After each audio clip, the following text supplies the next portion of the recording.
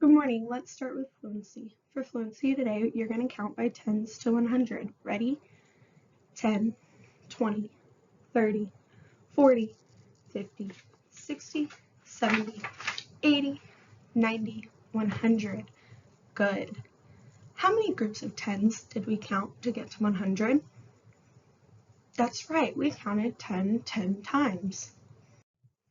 Now let's count backwards by tens from 100. 100, 90, 80, 70, 60, 50, 40, 30, 20, 10, 0. Good. Our objective today is to decompose a liter to reason about the size of 1 liter, 100 milliliters, 10 milliliters, and 1 milliliter. Which holds more water, a swimming pool or a glass? A swimming pool, right. Which holds more water, a swimming pool or a bathtub? Still a swimming pool, correct. Which holds the least amount of water, a swimming pool, a bathtub, or a glass? A glass, good. The amount of liquid that a container can hold is called the container's capacity. Say capacity. Is this container filled to capacity? No, right. There's still room for more water in this container. The amount of water inside this container is 1 liter. A liter is a unit of measurement used for liquid volume. 1 liter is equal to 1,000 milliliters. Let's compare the capacities of some different containers. Here we have our 1 liter bottle and container number 1. Do you think that container number 1 can hold more than, less than, or about the same as 1 liter? And I want you to circle your prediction on problem A of your problem set on page 39. Now in the next page, here I have poured some water from our 1 liter bottle into container 1. Does container 1 hold more than or less than 1 liter? Less than 1 liter, good. Next to the word actual on problem A, write less. The capacity of container 1 is 1 fluid ounce. A fluid ounce is another unit we use to measure amounts of liquids. Now look at container 2. Do you think container 2 holds more than, less than, or about the same as 1 liter? Circle your prediction on your problem set.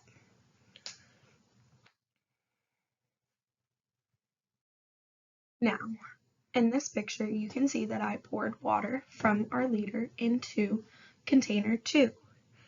Does container 2 hold more or less than a liter? Less, right. So next to actual for container 2, write less. The capacity of container 2 is 1 cup. A cup is another unit we use to measure amounts of liquids. Now look at container 3. Do you think container 3 holds more than, less than, or about the same as 1 liter? Circle your prediction on your problem set. Now, I have poured water from our 1 liter bottle into container 3. Does container 3 hold more or less than a liter? Less, right. Write that next to actual on your problem set for container 3. The capacity of container 3 is 1 pint. A pint is another unit we use to measure amounts of liquids. Now let's look at container 4. Do you think that container 4 holds more than, less than, or about the same?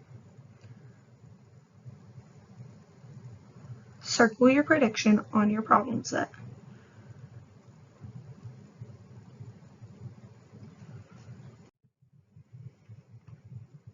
Here I have taken our 1 liter bottle and poured our water into our 4th container.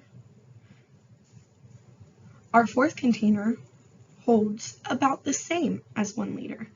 So next to actual, I want you to write about the same. The capacity of container 4 is 1 quart. A quart is another unit we use to measure amounts of liquids. Now, I did not have container 5, which is a gallon, so I found this picture of a liter and a gallon next to each other. And I want you to think, would a gallon hold more or less than a liter? More, right. So you should have more written as your actual on problem set for container number 5.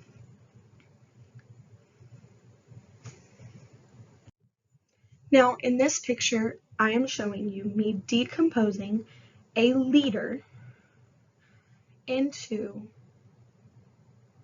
10 different cups, each cup having 100 millimeters in it. Millimeters are smaller units than a liter. We can abbreviate milliliter by writing a lowercase m and a capital L. So in these pictures, what I did was I used a measuring cup to measure out 100 milliliters, and I poured 100 milliliters into each of our 10 cups. Once each of our 10 cups had 100 milliliters, our 1 liter bottle was empty. So how many cups do I have filled with 100 milliliters? 10 cups. Good. So we partitioned 1 liter of water into 10 parts, each with a liquid volume of about 100 milliliters. Skip count hundreds to find the total millimeters on the tin frame. So we have 100, 200, 300, 400, 500, 600, 700, 800, 900, 1000. So how many millimeters of water are in 1 liter? 1,000 millimeters. Good. Now, on page 40 of your problem set, under part 2, question C, it wants you to illustrate and describe the process of decomposing 1 liter of water into 10 smaller units. You can use a strip diagram to do this. So go ahead and draw a strip diagram, and we know we're making it into 10 groups. So we're going to split our strip diagram into 10 groups.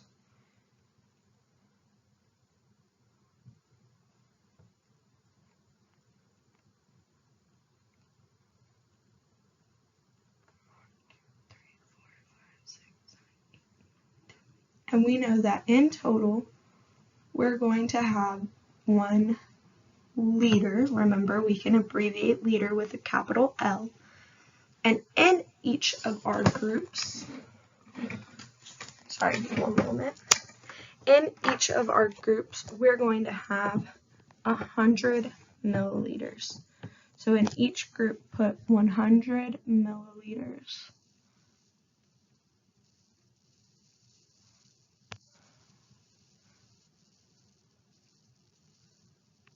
Remember, we can use a lowercase m and a capital L to show milliliters.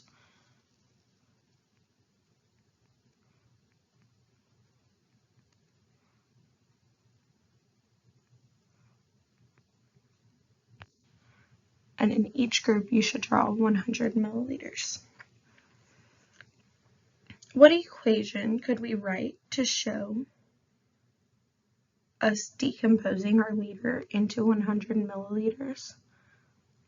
That's right, we can say 1 liter divided by 10 equals 100 milliliters. Good. Now let's look at our next part. In this part, I took a cup K that had 100 milliliters in it, and I used another cup that I had measured to show 10 milliliters to separate out 10 groups of 10 milliliters to decompose the 100 milliliters. So in our 10 frame, we have 10 cups that each have 10 milliliters. Let's count by 10 to see how many total milliliters we have altogether. 10, 20, 30, 40, 50, 60, 70, 80, 90, 100. We have 100 milliliters. So again, on page 40 of your problem set, on D, I want you to illustrate and describe the process of decomposing cup K into 10 smaller units.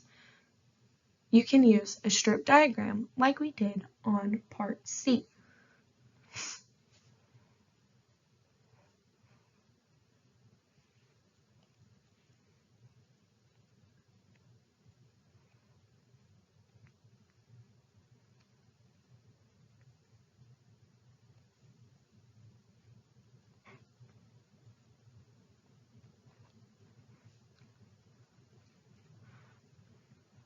So we started with 100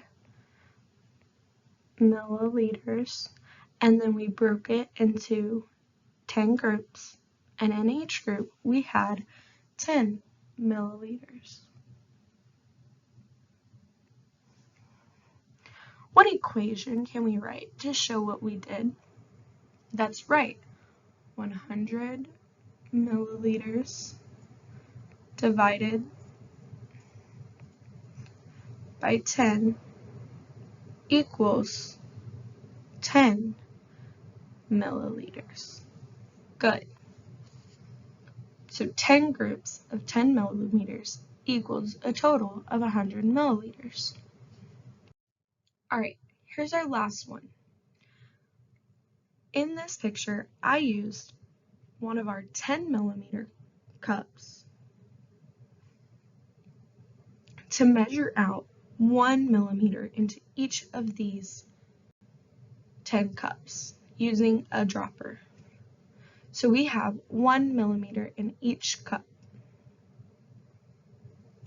Let's count to see how many total millimeters we have. 1, 2, 3, 4, 5, 6, 7, 8, 9, 10. So we have 10 millimeters. On page 40, again, on part E, draw your strip diagram to show us breaking 10 milliliters into 10 groups.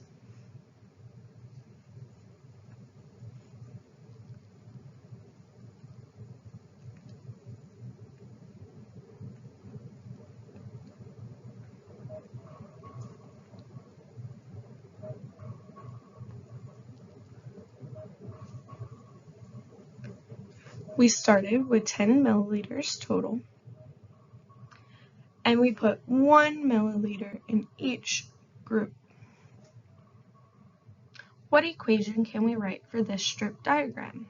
Right, 10 milliliters divided by 10 equals 1 milliliter. Good. Now I want you to turn to page 41 on your exit ticket. I will read it for you here, and then after you've finished your exit ticket, get on Zearn. Number 1. Morgan fills a 1-liter jar with water from the pond. She uses a 100 millimeter cup to scoop water out of the pond and pour it into the jar. How many times will Morgan scoop water from the pond to fill the jar? Number 2. How many groups of 10 millimeters are in 1 liter? Explain. There are blank groups of 10 millimeters in 1 liter.